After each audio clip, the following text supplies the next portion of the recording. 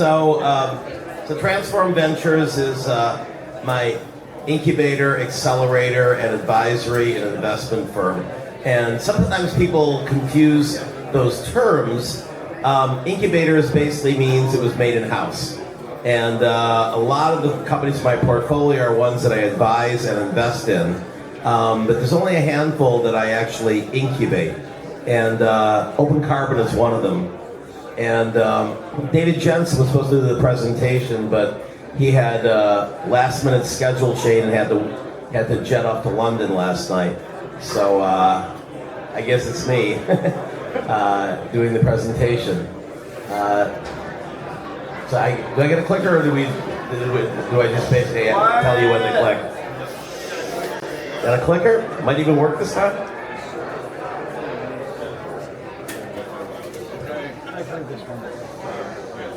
Okay.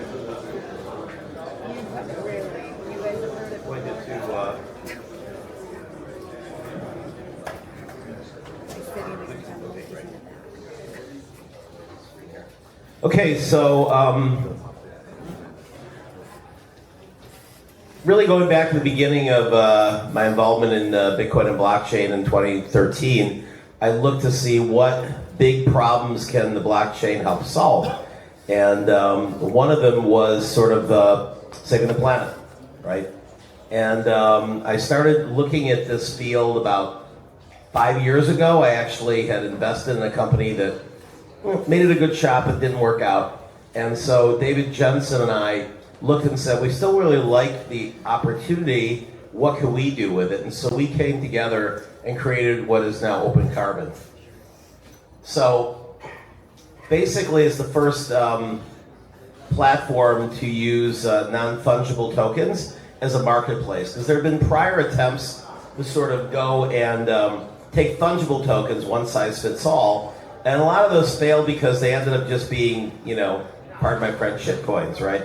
They were like, hey, we're going to go and have something track the price of carbon. And then as soon as you put it on Uniswap, it no longer tracks the price of carbon, right? It goes up to $20 when it's pumped. It goes down to 2 cents and it's dumped. And that does not work with a real world asset, right?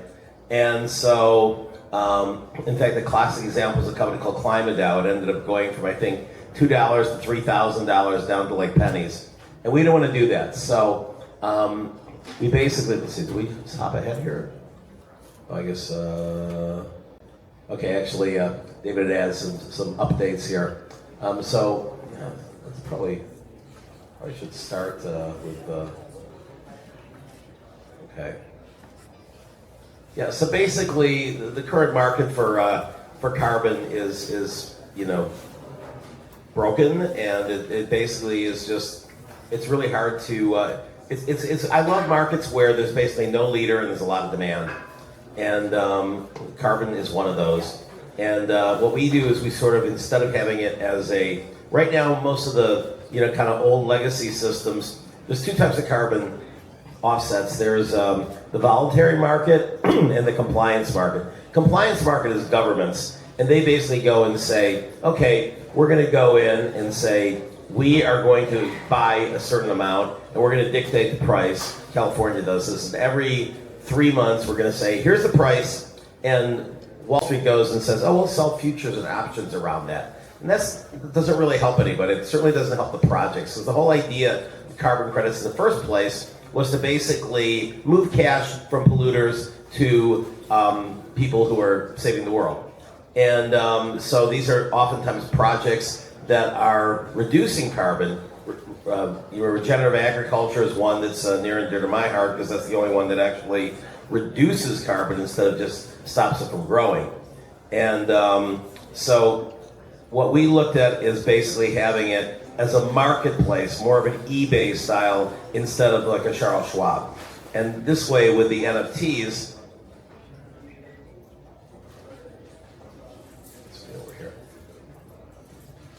with the NFTs you end up having the ability to go in and have a separate digital asset for all sorts of carbon. You can go in We're building an AI front end to it where you'll go in and basically say, okay, I'm a company of 700 people. We're not public, but we're looking to go public. What are my obligations legally? And it's like different if you have your company in Amsterdam than if you have it in Prague. It's different if you have it in Cleveland than if you have it in Puerto Rico. And so there are certain regulations, and we track them all and have them in the AI front end. And then there's also best practices. So you can go and say, what are my legal obligations? What are my competitors doing? And what do you recommend in the AI? It would be an appropriate purchase. And then we'll say, do you want to go out and buy it? And our agent does that then. So corporate brands are also ones that want to stay ahead of the curve. They know that, the millennials and I guess sub-millennials, Gen Z, Gen Y, I guess now it's Gen A, are very cognizant of what a brand is doing, and they want to have it be sustainable. And so again, we're an enterprise blockchain. We're bridging the gap between climate finance, regulatory accountability, and sustainability. David had a lot more slides here. I can probably skip through some of these.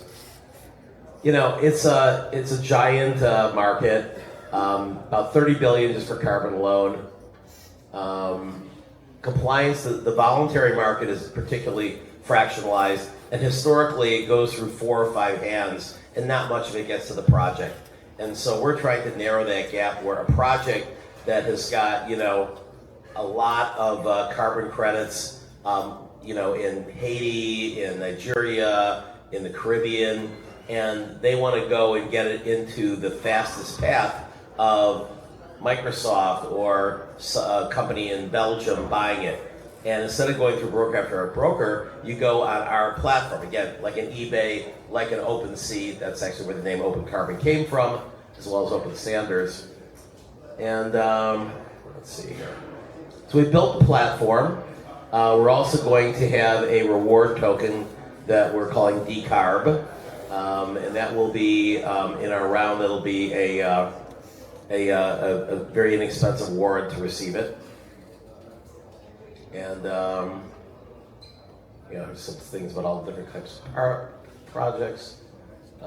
We do have it's more than MVP now, it's actually a working product. And we actually have paid customers now. Not a lot of them, we have them. And our revenue, we take marketplace fees. We also do market making. That's probably in the first year or two where we're going to make most of our money. Because we'll go in and we'll be able to go and buy some of the, some of the projects. We can go and buy at scale from some of these, countries, some of these projects, and then sell it at retail, and we can make more like 20%. And we can do this financing by green bonds, which are looking to put $50 or $100 million to work at a time, and they're only looking, if you're doing good, to get maybe a 5% return per year. And if we're making 20% and we can turn the tables 5 or 6 times a year, you can do the math on that. So these are our ecosystem partners, the value chain. And so we've kind of bootstrapped this. David and I funded the pre-seed. We put in $500,000 of our own money between us. And then we've taken a couple of checks so far in this current round. And we have one company that's in this space that's given us a term sheet to take the rest of the round, but their stock's been going up and down. It's actually a public company, so we're not waiting for them. We're raising right now on our safe note with, again, a warrant for the token. And, we basically say it's, seed valuation still 15 million post and still a unicorn potential.